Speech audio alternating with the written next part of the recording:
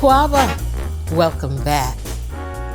If you are just joining us, this episode explores the connections of our artistic creations that speak, inspire, and inform us with the best of our cultural values, standards, and aspirations.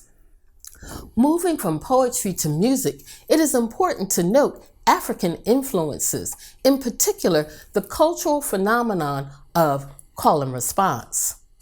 Call and response can be witnessed in the repetition of poetry, song, music, dance, and even in the rhythmic incantations of traditional Black preaching and the affirmative response of an appreciative congregation.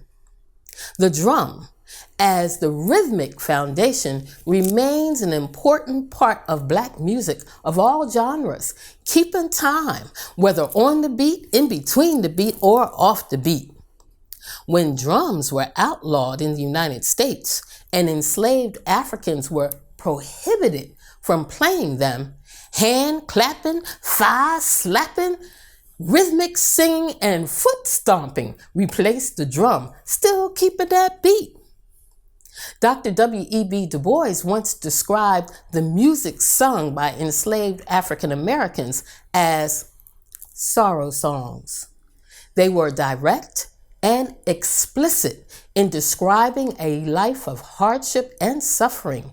Human beings forcibly captured, transported, and enslaved for a life of hard labor.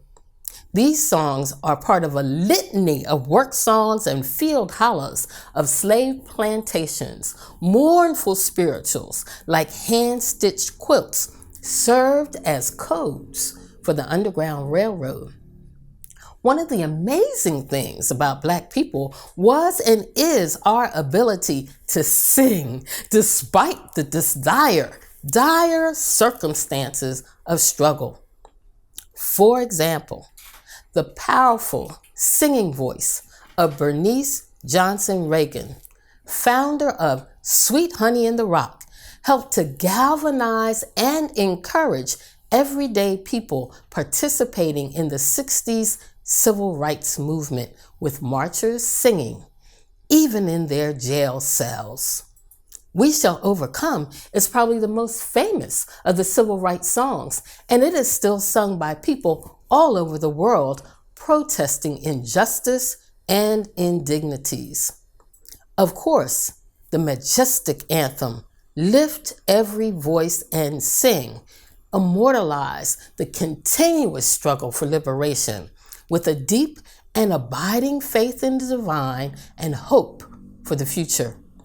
Composed by brothers James Weldon and John Rosamond Johnson in the year 1900, it is sung as the African American national anthem, but has also become an anthem sung throughout the diaspora, including right here in Bermuda. Protest songs in South Africa decried the apartheid government and were powerful and provocative, with artists mincing no words. World-famous South African musicians Miriam Makeba and Hugh Masekela were not only banned for their defiant music of protest, but literally exiled from the country of their birth. It's Wrong, an anti-apartheid song by Stevie Wonder, was also banned. Interestingly, Johnny Clegg, a popular white South African musician, used his privilege to criticize the government, make references to banned freedom fighters like Stephen Biko, and suffered no consequences. Anti-apartheid music was composed by musicians from the continent to the Caribbean to Europe. Jamaica's Peter Tosh, Apartheid, dealt with the necessity for housing and land. British rocker Peter Gabriel's 1980 song Biko not only mourns his horrific death, but puts the government on notice that the ideas that Biko espoused would live forever. Jazz trumpeter Miles Davis arguably one of the greatest jazz musicians who ever lived, dedicated his last album to the apartheid struggle in 1986. Entitled Tutu, it featured musical selections dedicated to the late Archbishop Desmond Tutu and President Nelson Mandela. Black President, a song by African songstress Brenda Fassie, not only criticized the imprisonment of Nelson Mandela, but predicted his release, which happened a year later. Speaking of jazz, it is a musical idiom created by African Americans and is the only original art form created in the United States. In fact, jazz was once considered an obscene word and the music itself vulgar and not for respectable people. But like all art forms created by people of African descent and given to the world, it was eventually embraced, especially once it was monetized. White musicians made jazz respectable and began profiting, with one musician egregiously being dubbed the King of Swing when he purchased the songbook arrangements of Fletcher Henderson, hired his entire band, and stood out front playing his mediocre clarinet like he had created everything. But I digress. Trumpeter Miles Davis would turn on white audiences and play an entire concert with white folks looking at his back in protest of racism and segregation. In the 1940s, bebop, a very fast, multi-layered, complicated type of jazz, was invented by trumpeter Dizzy Gillespie, pianist Thelonious Monk, saxophonist Charlie Bird Parker, and drummer Kenny Clarke. In part because white musicians couldn't play it. It was too fast, and thus they couldn't profit from it. When it comes to the transformative power of music, I personally remember how the godfather of soul, James Brown, single-handedly changed my generation's perception of identity with the anthem, "Say it loud, I'm black and I'm proud," in the pivotal year of 1968. The following year, 1969, his song, "I Don't Want Nobody to Give Me Nothing, Open Up the Door, I'll Get It Myself," was an anthem of opportunity, self-reliance, and self-empowerment. Like James Brown, Nina Simone sang the songs of the turbulent 60s, giving voice to the pain, defiance, and yearning of the era, exemplified by "I Wish I Knew What It Feel Like to Be Free," Backlash Blues, and one of her most famous pieces, Mississippi GD.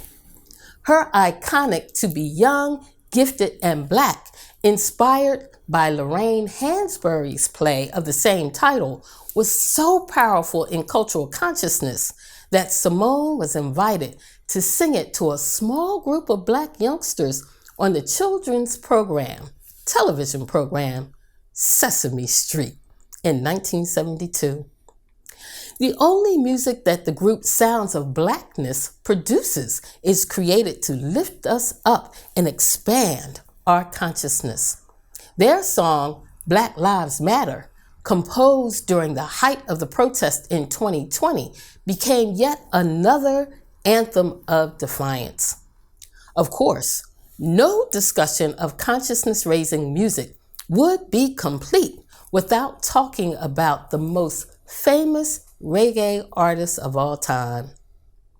Born in 1945, Jamaica's Bob Nesta Marley married the music of defiance with messages of self-determination, whether it was "Get Up, Stand Up," or "Stir It Up," or the iconic freedom anthem, "Redemption Song," paraphrasing the Honorable Marcus Garvey.